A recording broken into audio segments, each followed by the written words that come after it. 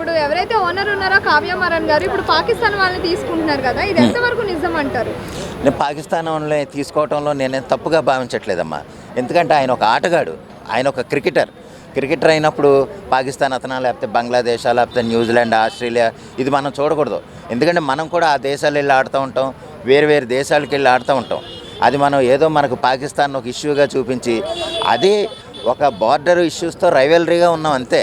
మిగిలిన ఏ విషయాల్లోనూ మనకి వాళ్ళు ఏదైనా చేస్తుంటే పాకిస్తాన్ వాళ్ళే మనం చేస్తున్నారు అని కొంత ప్రొజెక్ట్ చేయొచ్చు, అది తప్పలేదు. కానీ ఏదేమైనా అతను ఒక ఆటగాడిగానే తీసుకుంటారు తప్ప అతను పాకిస్తాన్ వాడు కాబట్టి మన ఇండియానేమో సర్వనాశనం చేసేస్తాడు, మన బార్డర్ లాగేసుకుని కాశ్మీర్ లాగేసుకుంటాడు, ఇంత దూరాలు ఆలోచించే సీన్ ఉండదు. అతను కూడా ఒక ఇండియన్ మనల్ని తీసుకుంటున్నారంటే ఆ ఇండియాకి లోబడి ఇండియన్కి గౌరవం ఇచ్చే మన దేశానికి గౌరవం ఇచ్చి ఆయన ఒక ఆటగాడిగా ఆడతాడు తప్ప మన పాకిస్తాన్ వాడు కదా ఇండియా ఆటని చెడగొట్టేయాలి అని ఆ ఉద్దేశాలతో ఎవరు ఉండరమ్మా. మన బ్రాడ్గా ఆలోచిస్తే కనుక ఎవరికి అటువంటి తప్పుడు ఆలోచనలు ఉండవు. ఒక క్రికెటర్ అన్నప్పుడు క్రికెటరే. నేను ఒక ఇండియన్గా నేను ఎక్కడికైనా బయటకు వెళ్ళాను అనుకోండి, నేను ఇండియన్ అయినా సరే అక్కడ దేశం విలువలు అక్కడ దేశాన్ని సాంప్రదాయాన్ని గౌరవించే విధంగానే ఉండాలి తప్ప అది పాకిస్తాన్ అతను తీసుకున్నారు అది ఒక తప్పుగా అనుకోవటం అనేది కరెక్ట్ కాదనేది నా ఉద్దేశం.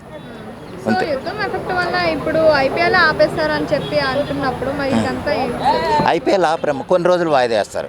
ఎందుకంటే మన బీసీసీఐ అంటే తెలుసు కదా, బాంబే క్రికెట్ అసోసియేషన్ ఇది ఉంది కదా, అది ఎంతసేపు ఏంటంటే ప్రపంచం మొత్తం మీద కూడా చాలా బలమైన గ్రూప్ మంది, మన భారతదేశానికి సంబంధించినది బలమైన గ్రూపు. అటువంటిది ఇతర దేశాల్లో ఉన్న క్రికెటర్లు కూడా మన బీసీసీఐ మీద డిపెండ్ అయి ఉన్న ఆటగాళ్ళు చాలామంది ఉన్నారు.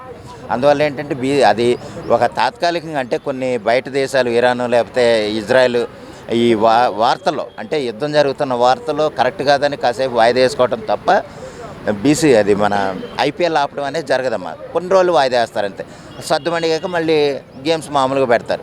అదెందుకు అంటే ఇటువంటి విపత్కర పరిస్థితులు ఉన్నప్పుడు ఆటలు కరెక్ట్ కాదు, ఆక్యుపెన్సీ కరెక్ట్ కాదు అన్న ఉద్దేశం తప్ప అంతకంటే ఏం కాదు.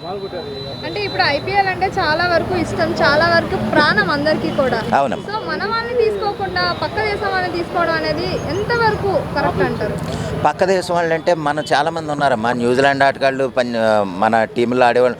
మన ఏది T20లో ఏది ఒక రాజస్థాన్ రాయల్స్, బాంబే ఇండియన్స్ ఇలా కొన్ని ఆటలు చూసాం కదా. మన ఇండియా తరపున ఉన్న టీముల్లో అన్ని దేశాల వాళ్ళు ఉన్నారు. మరి అది తప్పు కదా ఆ విధంగా అనుకుంటే. అది అక్కడ ఆట తరపున ఒక రాష్ట్రానికి ఇంకో రాష్ట్రానికి పోటీ, లేదా ఒక రాష్ట్రానికి ఇంకొక దేశానికి ఇంకో దేశానికి పోటీ తప్ప అంతకంటే ఏం కాదు. ఏ దేశం వాళ్ళు అయినా సరే ఏ దేశం వాళ్ళ ఎందులోనైనా ఆడొచ్చు. వాళ్ళకి ఆట ఆడటానికి వాళ్ళకి ఒక డబ్బులు కావాలి, వీళ్ళకి ఒక బిజినెస్ అవ్వాలి ఆ గ్రూప్ని పెట్టుకుని. అంతకంటే ఏం కదమ్మా, ఇది బిజినెస్ పరంగా సాగే ఒక ఇంటర్నేషనల్ గేమ్ అన్నమాట, అంతకు మించి ఏం కాదు. అవును, వచ్చేది ఏం లేదన్నానండి. మనకు ఒక అగ్రిమెంట్ ఉంటుంది. కొంతమంది ఇప్పుడు సపోజు లేదు కానీ ఇప్పుడు సపోజు ఒక షోయబ్ అఖ్తర్ ఎవరెవరో ఉన్నారనుకోండి, ఒక పాకిస్తాన్ ఆటగాడు అతను బాగా ఆడతాడు అనుకోండి. మన ఇండియాలో ఆక్యుపేషన్ ఎంత ఉంది, ముస్లిం ఆక్యుపేషను ఉంటుంది కదా.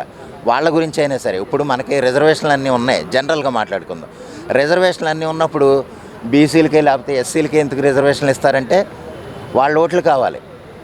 ఇది కూడా వాళ్ళకి గేమ్ కావాలి. పాకిస్తాన్ తరఫున ఆడేవాడిని పెట్టుకున్నారు అంటే అందరూ అంటే ఇక్కడున్న ముస్లింలు కూడా కొంతమంది ఎక్కడ యాక్చువల్గానమ్మా ఇది అలా లెక్కేస్తే మనం ఒక ఆటగాడిగానే చూస్తారు తప్ప అదేంటంటే వాళ్ళకు కూడా ఇది కావాలి, చూస్తారు. అంటే అదేంటంటే కొన్ని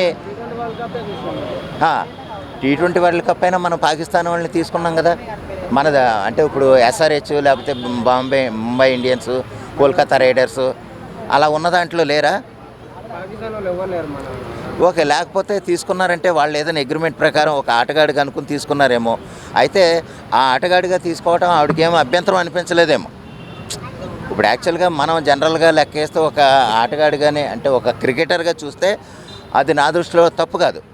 అతను ఒకవేళ మన ఇండియాలో క్రికెట్ ఆడడానికి వచ్చినా మన దేశానికి మీదేమో అణుబాంబులు అయితే వేయడు. ఉన్నారు. అయితే ఎలాగంటేనమ్మా ఒకటే, ఇప్పుడు సపోజ్ మన ఇండియా ఉన్న వాళ్ళు ఏమన్నా రేట్లు ఎక్కువ అనిపించారా, లేకపోతే అతను ఫ్రాంచైజీ కింద ఏదో మొత్తం మీద పాడుకుంటారు వాళ్ళని, పాట రూపంలో పాడుకుంటారు. ఒక 15 కోట్లు 12 కోట్లు 3 కోట్లు 4 కోట్లు అని ఉంటారు కదా, వాళ్ళైతే చాలా తక్కువగా వచ్చేస్తున్నారన్న ఉద్దేశంతో ఏమన్నానేమో, ఇది నాకు పూర్తిగా తెలియదు.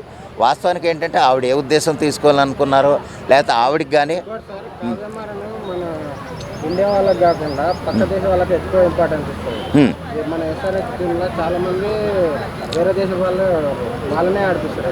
అవును, వాళ్ళకే ఎక్కువ ఇంపార్టెన్స్ ఉంటుంది, టెక్నాలజీ కూడా వాళ్ళదే. దానికి ఏంటంటే అది నేను ఈ మా అడిగిన మంచి పాయింట్ ఒకటి ఉంది. ఏంటంటే మన దేశంలో ఉండే క్రికెటర్లు ఉండగా వేరే దేశం వాళ్ళు ఎందుకు, మన దేశం వాళ్ళని ముందు ఎంకరేజ్ చేయొచ్చు కదా అనేది అయితే చాలా మంచి పాయింట్. అది ముందైతే మన దేశంలో ఉండే బాగా ఆటగాళ్ళు చాలామంది ఉన్నారు. కొన్ని అంటే టోర్నీలో ఛాన్స్ లేక ఉండే మిగిలిపోయిన ఆటగాళ్ళు కూడా చాలామంది ఉన్నారు. వాళ్ళకు ముందు ప్రిఫరెన్స్ ఇచ్చి తర్వాత వేరే దేశం వాళ్ళకి ప్రిఫరెన్స్ ఇచ్చుంటే బాగుండేది.